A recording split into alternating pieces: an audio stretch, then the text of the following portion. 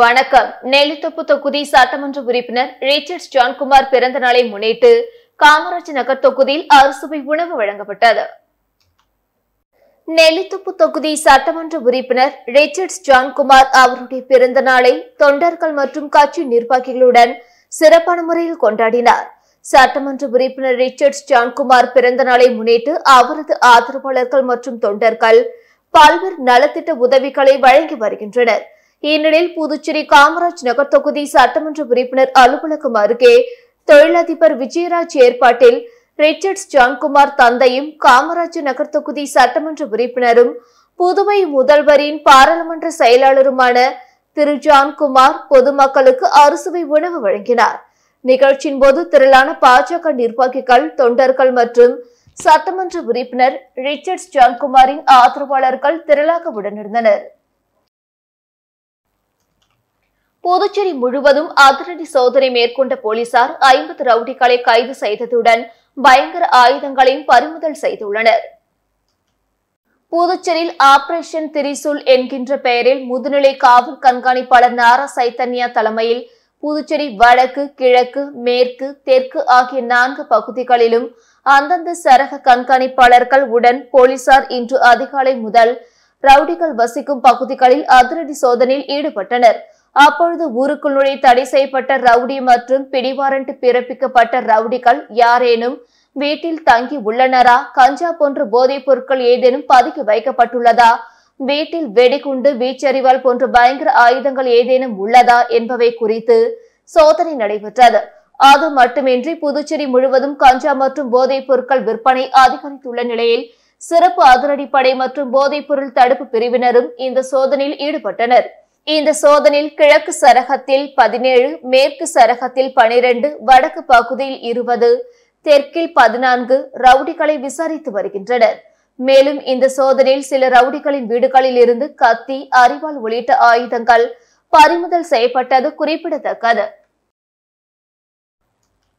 புதுச்சேரி புதிய பேருந்து நிலையத்தில் பொலிவுறு நகர திட்ட பணிகள் நடைபெறுவதை ஒட்டி வரும் 16ஆம் தேதி முதல் தற்காலிக பேருந்து நிலையமாக AFT மைதானம் செயல்படும் என நகராட்சி ஆணையர் அறிவித்துள்ளார். புதுச்சேரி நகராட்சி ஆணையர் கந்தசாமி வெளியிட்டுள்ள செய்திக்குறிப்பில், புதுச்சேரி பேருந்து நிலையத்தில் பொலிவுறு நகர திட்டத்தின் கீழ் கட்டுமான பணிகள் விரைவாக நடைபெற்று வருகின்றன. இதையடுத்து தற்காலிகமாக AFT மைதானத்துக்கு பேருந்து நிலையத்தை இடமாற்றம் செய்ய ஆலோசனை கூட்டத்தில் முடிவெடுக்கப்பட்டுள்ளது. பயணிகளுக்கு அடிப்படை வசதிகளான குடிநீர், கழிப்பறை, நிழற்குடை போன்றவை AFT மைதானத்தில் விரைவாக அமைக்கப்பட்டு வருகிறது.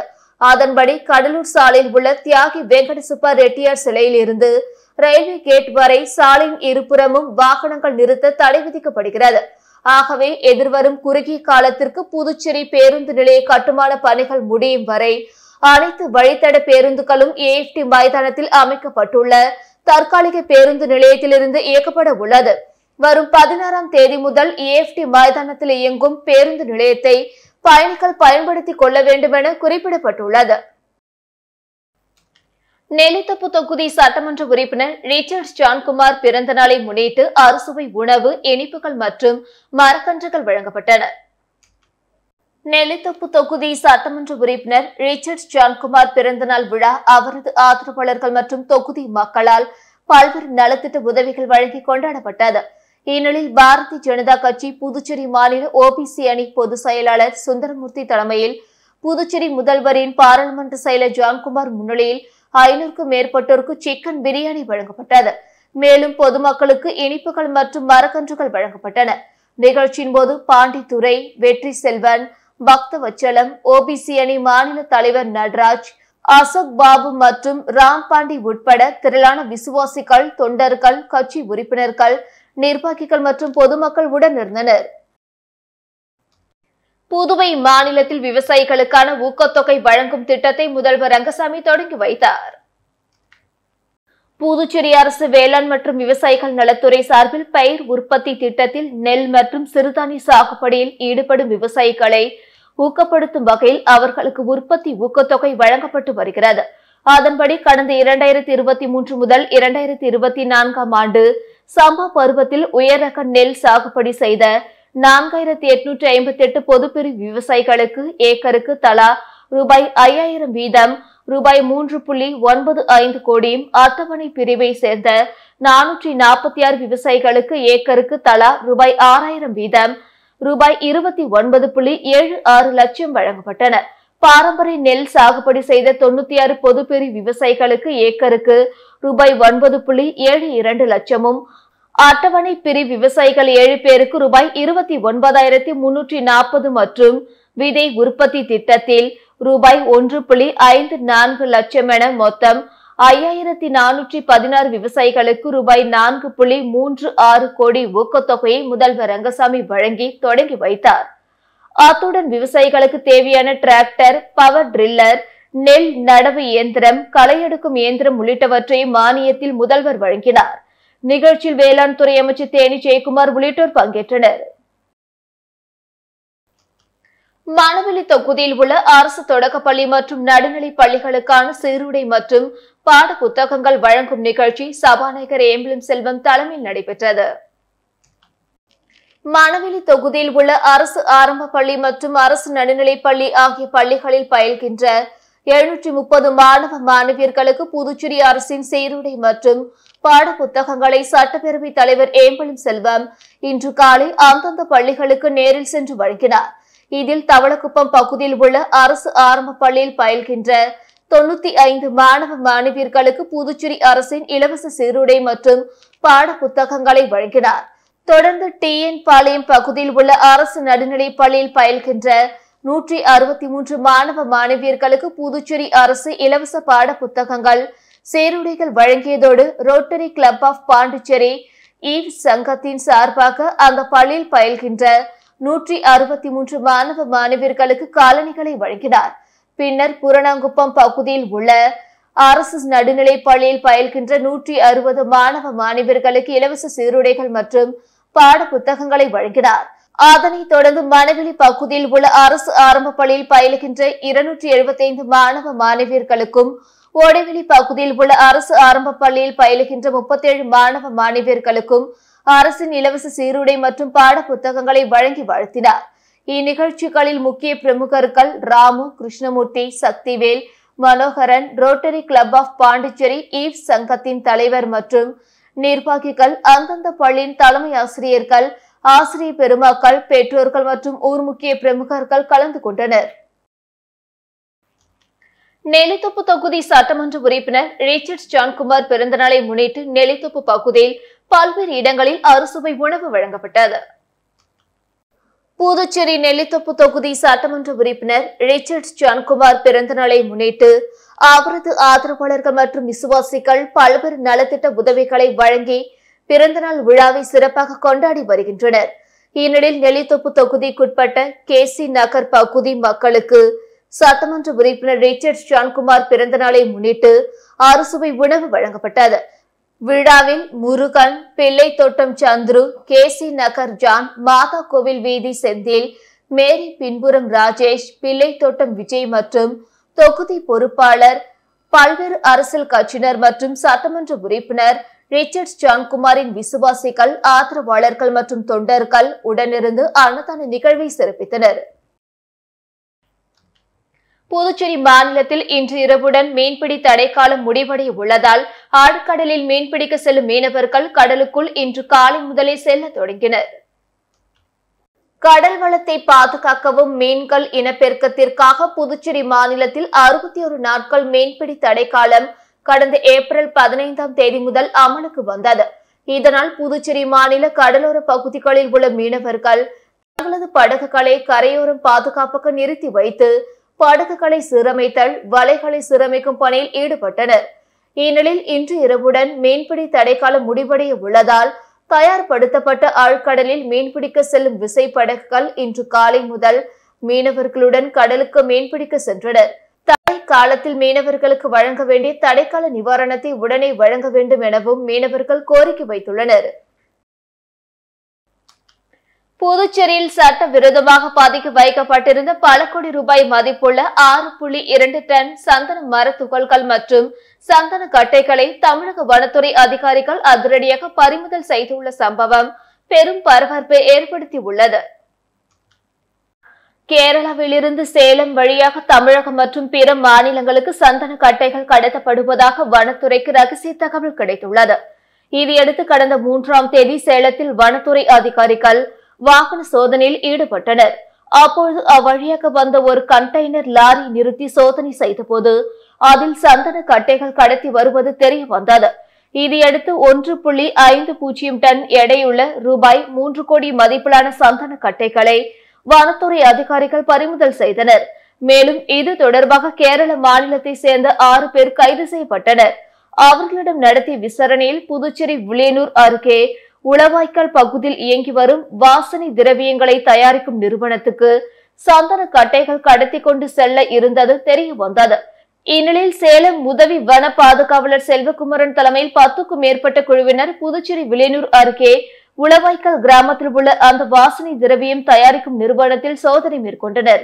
அப்பொழுது 40 கிலோ எடை கொண்ட 156 பைகளில் 6.2 டன் சந்தன துகள்களும் 4 சந்தன கட்டைகளும் இருப்பது தெரிய வந்தது. ஆனால் அதற்கான உரிய ஆவணங்களும் இல்லாமல் இருப்பதும் விசாரணையில் தெரிய வந்தது. இதனை அடுத்து சட்டவிரோதமாக பதுக்கி வைக்கப்பட்டிருந்த சந்தன துகள்கள் மற்றும் சந்தன கட்டைகளை பறிமுதல் செய்த வனத்துறையினர் இது தொடர்பாக அந்த நிறுவனத்தினரிடம் விசாரணை நடத்தி வருகின்றனர். மக்களவைத் தேர்தல் தோல்வி எதிரொலியாக பாஜக மாநில தலைவர் செல்வ கணபதி பதவி விலக கோரி மாநில செயலாளர் ரத்தினவேல் பாஜக தலைமை அலுவலகத்தில் உள்ள பாரத மாதா சிலை முன்பு சட்டை இல்லாமல் அரை நிர்வாணம் போராட்டத்தில் ஈடுபட்டுள்ளதால் பரபரப்பு ஏற்பட்டது. புதுச்சேரி மக்களவைத் தேர்தலில் பாஜக வேட்பாளர் தோல்வியடைந்தார். இதற்கு பொறுப்பேற்று பாஜக மாநில தலைவர் செல்வ கணபதி பதவி விலக வேண்டும் என முன்னாள் தலைவர் மற்றும் நிர்வாகிகள் தொடர்ந்து வலியுறுத்தி வருகின்றனர். புதுச்சேரி பாஜகவில் உட்கட்சி பூசலால் சலசலப்பு ஏற்பட்டுள்ளது. இந்த நிலையில் எல்லைப்பள்ளி சாவடியில் உள்ள பாரதிய ஜனதா கட்சி தலைமை அலுவலகத்திற்கு வந்த மாநில செயலாளர் ரத்தினவேல் சட்டையை கிழித்துவிட்டு அங்கிருந்த பாரத மாதா சிலைக்கு முன்பு அமர்ந்து தர்ணா போராட்டத்தில் ஈடுபட்டார். அப்பொழுது மக்களவை தேர்தல் தோல்விக்கு பொறுப்பேற்று செல்வ கணபதி பதவி விலக வேண்டும் என்றும் அவரை மாற்றும் வரை சட்டை அணிய போவதில்லை என கூறினார். இதுகுறித்து தகவல் அறிந்த பாஜக முக்கிய தலைவர்கள் கட்சி அலுவலகத்திற்கு விரைந்து வந்து ரத்தினவேலை சமாதானப்படுத்தினர். இதனால் கட்சி அலுவலகத்தில் பதட்டமான சூழல் நிலவியது. மடுக்கரை ராமமூர்த்தி அரசு ஆண்கள் உயர்நிலைப்பள்ளி, வெங்கட சுப்பா ரெட்டியார் பெண்கள் மேல்நிலைப்பள்ளி மாணவ மாணவிகளுக்கு விலையில்லா புத்தகம் மற்றும் சீருடையை துணை சபாநாயகர் ராஜவேலு வழங்கினார்.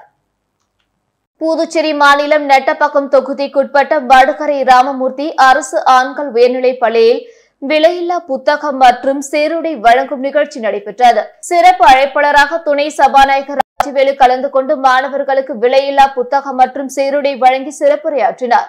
தலைமை ஆசிரியர் தேவசேனா அனைவரையும் வரவேற்று பேசினார். என்ஆர் காங்கிரஸ் தொகுதி தலைவர் தனபூபதி முன்னிலை வகித்தார். ஆசிரியர் சுதந்திரம் நன்றி கூறினார்.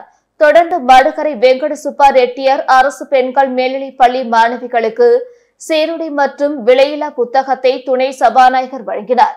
நிகழ்ச்சிக்கு வந்த அனைவரையும் தலைமை ஆசிரியர் வசந்தி வரவேற்று பேசினார். பள்ளி துணை முதல்வர் சிவகுமார் வாழ்த்துரை வழங்கி சிறப்புரையாற்றினார். இவ்விழாவில் அனைத்து ஆசிரியர்கள் மற்றும் மாணவ மாணவிகள் கலந்து கொண்டனர்.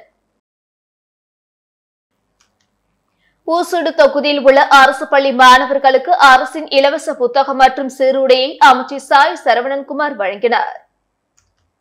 புதுச்சேரி மாநிலம் ஊசுடு சட்டமன்ற தொகுதிக்குட்பட்ட சேதராப்பட்டு, கரசூர் உள்ளிட்ட பல்வேறு பகுதிகளில் உள்ள அரசு ஆரம்ப பள்ளி, நடுநிலைப் பள்ளி, உயர்நிலைப் பள்ளி, மேல்நிலைப் பள்ளிகளில் பயிலும் மாணவர்களுக்கு அரசின் பள்ளி கல்வித்துறை மூலம் இலவச புத்தகம் மற்றும் சீருடை வழங்கும் நிகழ்ச்சி நடைபெற்றது.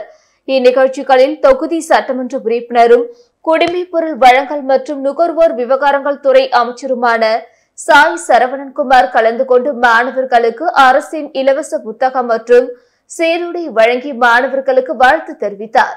இந்த நிகழ்ச்சியில் பள்ளியின் தலைமை ஆசிரியர்கள், தொகுதி பாஜக நிர்வாகிகள் மற்றும் பொதுமக்கள் கலந்து கொண்டனர். அரியாங்குப்பம் தொகுதிக்குட்பட்டவர்களுக்கு பிரதம மந்திரி வீடு கட்டும் திட்டத்தின் கீழ் தவணை தொகை வழங்கும் நிகழ்ச்சி அரியாங்குப்பம் சட்டமன்ற உறுப்பினர் பாஸ்கர் தலைமையில் நடைபெற்றது.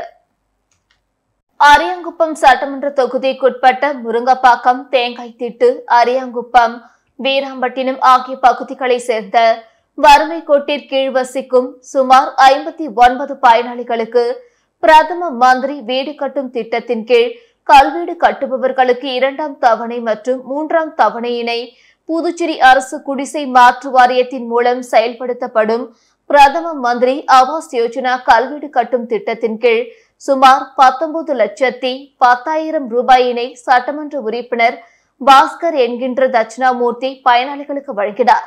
இந்நிகழ்ச்சியில் குடிசை மாற்று வாரிய உதவி பொறியாளர் சுதர்சனன், இளநிலை பொறியாளர் கோபிநாத், கள ஆய்வாளர் பெருமாள் மற்றும் NR காங்கிரஸ் மற்றும் தேசிய ஜனநாயக கூட்டணி கட்சியினர் கலந்து கொண்டு சிறப்பித்தனர். புதுச்சேரியில் 199 காவலர்களுக்கு பதவி உயர்வு வழங்கப்பட்டுள்ளது. புதுச்சேரி காவல்துறையில் பணிபுரியும் காவலர்களுக்கு நீண்ட காலமாக பதவி உயர்வு வழங்கப்படாமல் இருந்தது. இந்நிலையில் போலீசாரின் கோரிக்கையை ஏற்று கடந்த சில மாதங்களுக்கு முன் தலைமை காவலர்களுக்கு துணை உதவி ஆய்வாளராகவும் காவலர்களுக்கு தலைமை காவலர்களாகவும் பதவி உயர்வு வழங்கப்பட்டது. இந்நிலையில் காலியாக இருந்த தலைமை காவலர் பணியிடங்களை நிரப்புவதற்கு ஏற்கனவே விடுபட்ட 199 காவலர்களுக்கு நேற்று தலைமை காவலர்களாக பதவி உயர்வு வழங்கப்பட்டது. இதற்கான உத்தரவை காவல்துறை சிறப்பு பணி அலுவலர் ஏழுமலை பிறப்பித்துள்ளார். இத்துடன் செய்திகள் நிறைவடைந்தன. வணக்கம்.